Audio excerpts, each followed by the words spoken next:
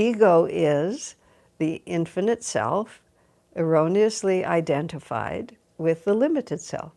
Ego is the infinite soul identified with the physical body, and therefore subject to the delusion that I, this limited self, am the actual source and definition of who I am.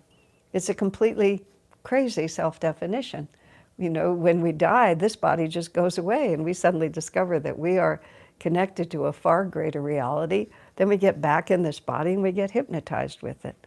The way to overcome spiritual ego, I think, is experience.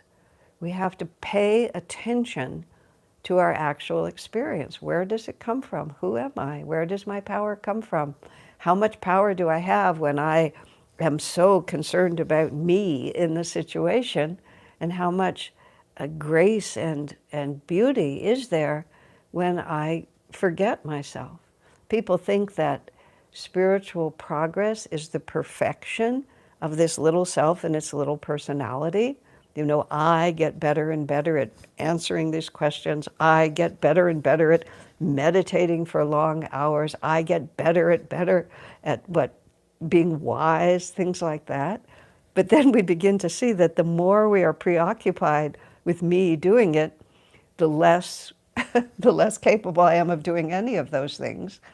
And that when the energy really flows, is when we just forget ourselves. Spiritual growth is not perfecting the little self. It's just simply self-forgetfulness.